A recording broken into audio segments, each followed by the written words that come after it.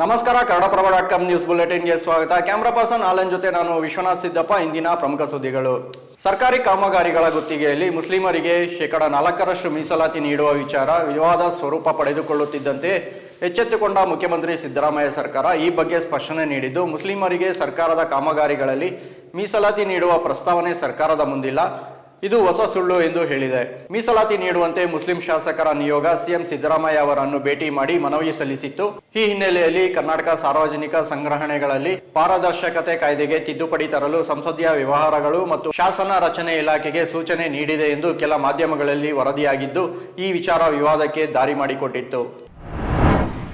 ಭ್ರಷ್ಟ ಅಧಿಕಾರಿಗಳಿಗೆ ಲೋಕಾಯುಕ್ತ ಪೊಲೀಸರು ಇಂದು ಬೆಳ್ಳಂಬೆಳಗ್ಗೆ ಶಾಕ್ ನೀಡಿದ್ದು, ರಾಜ್ಯದ 11 ಕಡೆಗಳಲ್ಲಿ ಏಕಕಾಲಕ್ಕೆ ಅಧಿಕಾರಿಗಳ ಮನೆ ಮೇಲೆ ಹಾಗೂ ಕಚೇರಿಗಳ ಮೇಲೆ ದಾಳಿ ಮಾಡಿ ಅಪಾರ ಪ್ರಮಾಣದ ಆಸ್ತಿಪಾಸ್ತಿಗಳನ್ನು ಪತ್ತೆ ಹಚ್ಚಿದ್ದಾರೆ.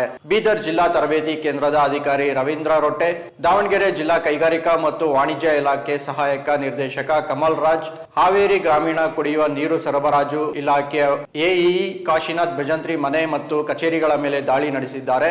ಕಾಶಿನಾಥ್ ಭಜಂತ್ರಿ ಮನೆಯಲ್ಲಿ 14 ಲಕ್ಷ ರೂಪಾಯಿ ನಗದು ವಶಪಡಿಸಿಕೊಂಡಿದ್ದಾರೆ.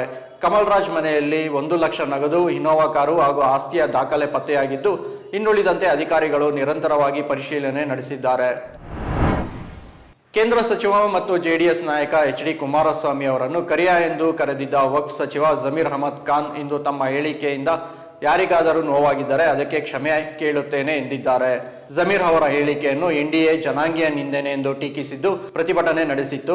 ಮತ್ತೊಂದೆಡೆ ರಾಜ್ಯ ಒಕ್ಕಲಿಗರ ಸಂಘವು ಸಹ ಕುಮಾರಸ್ವಾಮಿ ಬೆನ್ನಿಗೆ ನಿಂತಿದ್ದು, ಜಮೀರ್ ಅಹಮದ್ ಖಾನ್ ಸಾರ್ವಜನಿಕವಾಗಿ ಕ್ಷಮೆಯಾಚಿಸಬೇಕು, ಅವರನ್ನು ಸಂಪುಟದಿಂದ ವಜಾ ಮಾಡಬೇಕೆಂದು ಒತ್ತಾಯಿಸಿತ್ತು.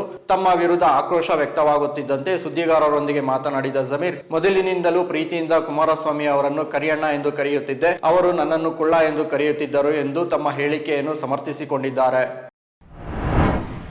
ರಾಕಿಂಗ್ ಸ್ಟಾರ್ ಯಶ್ ನಟನೆಯ ಬಹುನಿರೀಕ್ಷಿತ ಚಿತ್ರ ಟಾಕ್ಸಿಕ್ ಸಿನಿಮಾ ತಂಡಕ್ಕೆ ಕಾನೂನು ಸಂಕಷ್ಟ ಎದುರಾಗಿದೆ. ಬೆಂಗಳೂರಿನ HMT ಕಾರ್ಖಾನೆ ಬಳಿ ಬೃಹತ್ ಸೆಟ್ ನಿರ್ಮಾಣ ಮಾಡಿ ಸಿನಿಮಾ ಶೂಟಿಂಗ್ ಮಾಡಲಾಗಿತ್ತು. ಆದರೆ ಸಿನಿಮಾ ತಂಡ ಸೆಟ್ ನಿರ್ಮಾಣ ಮಾಡಲು ಮರಗಳನ್ನು ಕಡಿದು ನಾಶ ಮಾಡಿದೆ ಎಂಬ ಆರೋಪ ಕೇಳಿ ಬಂದಿತ್ತು. ಈ ಸಂಬಂಧ ನ್ಯಾಯಾಲಯದ ಸೂಚನೆಯಂತೆ ಟಾಕ್ಸಿಕ್ ಸಿನಿಮಾ ನಿರ್ಮಾಣ ಸಂಸ್ಥೆಗಳಾದ KVN ಹಾಗೂ ಯಶ್ರಾಮ್ ಮಾನ್ಸ್ಟರ್ ಮೈಂಡ್ ಕ್ರಿಯೇಷನ್ ವಿರುದ್ಧ ಎಫ್ಐಆರ್ ದಾಖಲಾಗಿದೆ. ಕೆನರಾ ಬ್ಯಾಂಕ್ ಜನರಲ್ ಮ್ಯಾನೇಜರ್ ಹಾಗೂ HMT ಲಿಮಿಟೆಡ್ ವಿರುದ್ಧವೂ ಅರಣ್ಯ ಕಾಯ್ದೆ ಅಡಿಯಲ್ಲಿ ಎಫ್ಐಆರ್ ದಾಖಲಾಗಿದೆ. ಈ ಬಗ್ಗೆ ಪ್ರತಿಕ್ರಿಯಿಸಿರುವ ಅರಣ್ಯ ಸಚಿವ ಈಶ್ವರ್ ಖಂಡ್ರೆ, ಮರಗಳನ್ನು ಯಾರು ಕಡಿದಿದ್ದಾರೆ ಎಂದು ಗೊತ್ತಿಲ್ಲ, ತನಿಖೆಯಾಗುತ್ತಿದೆ. ಅರಣ್ಯ ಇಲಾಖೆ ಕಾಯ್ದೆ ಅನ್ವಯ ಸೂಕ್ತ ಕ್ರಮ ಕೈಗೊಳ್ಳಲಾಗುವುದು, ಆದರೆ ಇದರಿಂದ ಟಾಕ್ಸಿಕ್ ಚಿತ್ರ ಬಿಡುಗಡೆಗೆ ಯಾವುದೇ ಸಮಸ್ಯೆ ಇಲ್ಲ ಎಂದಿದ್ದಾರೆ. ಬೆಂಗಳೂರಿನ ಯಲಹಂಕ ಮೇಲ್ಸೇತುವೆ ಮೇಲೆ ರಸ್ತೆ ಬದಿ ನಿಂತು ಜಗಳವಾಡುತ್ತಿದ್ದವರಿಗೆ ವೋಲ್ವೋ ಬಸ್ ಡಿಕ್ಕಿ ಹೊಡೆದಿದ್ದು, ಪರಿಣಾಮ ಇಬ್ಬರು ಸ್ಥಳದಲ್ಲೇ ಸಾವನ್ನಪ್ಪಿದ್ದಾರೆ. ಇನೋವಾ ಕಾರಿಗೆ ಸಿಮೆಂಟ್ ಲಾರಿ ಡಿಕ್ಕಿ ಹೊಡೆದಿತ್ತು. ಹೀಗಾಗಿ ಇಬ್ಬರು ಚಾಲಕರು ರಸ್ತೆಯ ಬಲಭಾಗದಲ್ಲಿ ನಿಂತು ಜಗಳವಾಡುತ್ತಿದ್ದಾಗ ವೇಗವಾಗಿ ಬಂದ BMTC ಬಸ್ ಲಾರಿಗೆ ಡಿಕ್ಕಿ ಹೊಡೆದಿದ್ದು, ನಂತರ ಚಾಲಕರ ಮೇಲೆ ಹರಿದಿದೆ.